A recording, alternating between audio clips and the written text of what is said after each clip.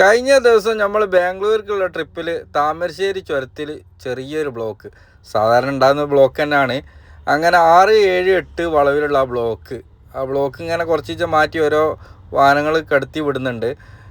ഇങ്ങോട്ട് വരുന്ന ചുരം ഇറങ്ങി വരുന്ന ലൈനിൽ വരിയിൽ കുറേ വണ്ടികൾ നിർത്തിയിട്ടിട്ടുണ്ട്. ഞാൻ അങ്ങോട്ട് ചുരം കയറി പോകും. ആ സമയത്ത് ഒരു കാറുകാരൻ ആ വരിയിലൊന്നും നിൽക്കാണ്ട് റോങ് ഇങ്ങോട്ട് കയറി വന്ന് ഞാൻ അവൻ്റെ മുമ്പ് ചെന്ന് ചവിട്ടി കൊടുത്ത് എന്താ ചെയ്യാന്നറിയാൻ വേണ്ടിയിട്ട്. അത്രയും വണ്ടിക്കാർ ഓലെന്താ പൊട്ടന്മാരല്ലേ ലൈനിലൊക്കെ നിൽക്കണവർ. എത്ര കിട്ടിയാലും പഠിച്ചാലും ഇവർ മനസ്സിലാവില്ല. അങ്ങനത്തെ കുറേ എണ്ണുണ്ട്. കുറേ വണ്ടിക്കാർ ലൈനിൽ നിൽക്കുമ്പോൾ ഓല ഇടയിൽ ഓലൊരു ആളായിട്ട് ഓല് പൊട്ടന്മാരവിടെ വരിയിൽ നിൽക്കണവർ നമ്മൾ തന്നെ വമ്പന്മാർ പറഞ്ഞിട്ട് അങ്ങോട്ട് കയറ്റി പോവുക. ഞാൻ കുറച്ച് നേരം അവിടെ ചവിട്ടി നോക്കി. എന്നോട് എന്തൊക്കെ നോണയൊക്കെ പറഞ്ഞു, അതിൽ പേഷ്യൻ്റ് ഉണ്ട്, എമർജൻസിയാണ്, അതാണ് എന്നൊക്കെ പറഞ്ഞ്. ഞാൻ കുറച്ച് നേരം എനിക്ക് അതിൽ പോകാനൊക്കെ സ്ഥലമുണ്ട്. എന്നാലും ഓലെന്താ ചെയ്യാമെന്ന് അറിയണമല്ലോ.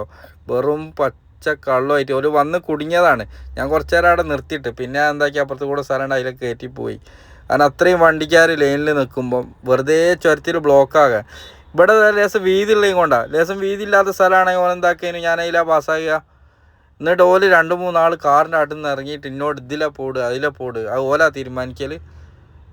എന്താണ് കഥ? പിന്നെ ഇവരൊക്കെയാണ് ഇങ്ങനെ ബ്ലോക്ക് ഉണ്ടാക്കുന്നത്, വെറുതെ ബ്ലോക്ക് ഉണ്ടാക്കുക. ഓരോരുത്തർ പാസ്സായി പോകാൻ വേണ്ടിയിട്ട് പുറത്തുനിന്ന് കഷ്ടപ്പെട്ട് ഇതാക്കുമ്പോൾ ഇവരിങ്ങനെ വന്ന് കുത്തി കയറ്റുക.